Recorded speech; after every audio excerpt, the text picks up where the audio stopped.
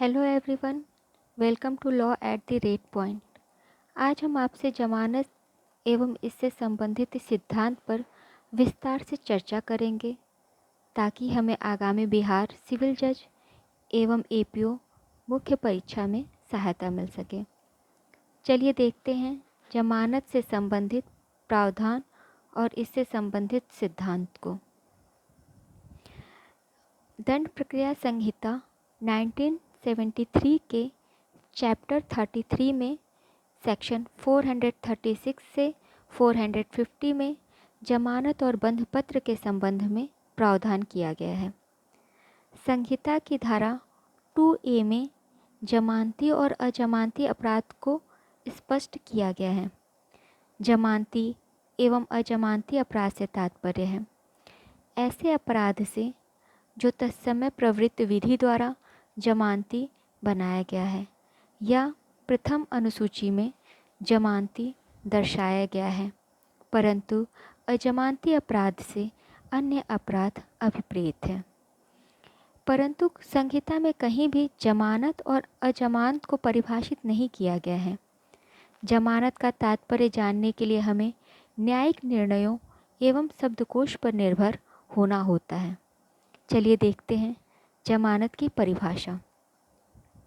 सामान्यतः जमानत से तात्पर्य है किसी निरुद्ध व्यक्ति को विधिक अभिरक्षा से अवमुक्ति बंध पत्र की इस शर्त पर किया जाना कि ऐसा व्यक्ति अपराध के जांच एवं विचारण के दौरान पुलिस अधिकारी या न्यायालय के समक्ष उपस्थित होगा।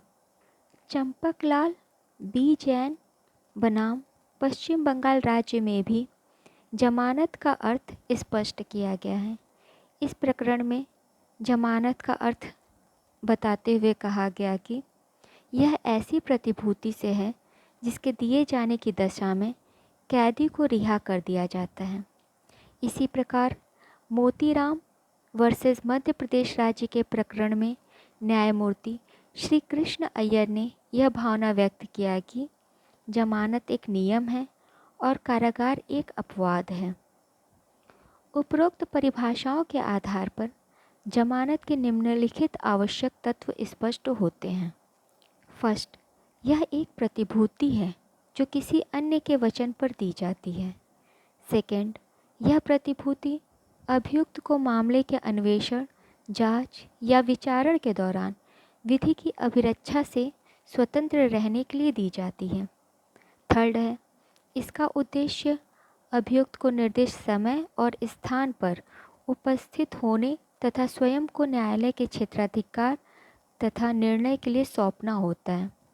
फोर्थ है, यह प्रतिभूति व्यक्तिगत सांपत्तिक दायित्व से संबद्ध होती है। जमानत के संबंध में आधारभूत सिद्धांत देखते हैं। दंड विधि की यह सामान्य नीति है कि यथासंभव जमानत नामंजूर करने के बजाय स्वीकार की जानी चाहिए। इसे सामान्य भाषा में जमानत न जेल के नाम से संबोधित किया जाता है। जमानत के विषय में सामान्य सिद्धांत निम्नलिखित हैं। फर्स्ट, यदि अपराध जमानती हो तो उन मामलों में अभियुक्त को अधिकार स्वरूप जमानत पर छोड़ देना चाहिए। यह पुलिस अधिकारी या न्यायालय द्वारा स्वीकृत की जा सकती है। सेकंड है, यदि अपराध अजमानती है तो अभियुक्त को छोड़ना या ना छोड़ना न्यायालय के विवेक पर निर्भर करता है। यदि अपराध मृत्युदंड या आजीवन कारावास से दंडनीय हो तो मजिस्ट्रेट अभियुक्त की जमानत मंजूर नहीं करेगा, लेकिन महिला, 16 वर्ष से कम आयु का व्यक्ति, बीमार अथवा शिथिलांग व्यक्ति इसके अपवाद हैं। फोर्थ है, जमानत के संदर्भ में उच्च न्यायालय तथा सत्र न्यायालय को व्यापक अधिकारिता प्राप्त है। सेक्शन 439 इसके संबंध में प्रावधान करता है। फिफ्थ है, विधि की नीति जमानत देने की है। जमानत पर रिहा करना एक नियम है, न छोड़ना एक अपवाद है। अपराध का गंभीर होना जमानत अस्वीकार करने का कोई आधार नहीं है। 6 है, जमानत पर रिहा करना न्यायालय के अंतर्निहित शक्ति नहीं है।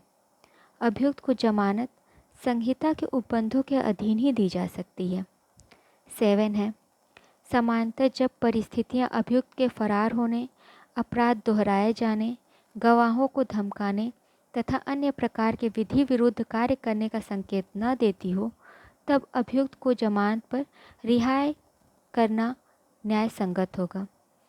जमानत के संबंध में न्यायालयों तथा पुलिस अधिकारियों को उपरोक्त मूलभूत सिद्धांतों को ध्यान में रखते हुए जमानत देना चाहिए।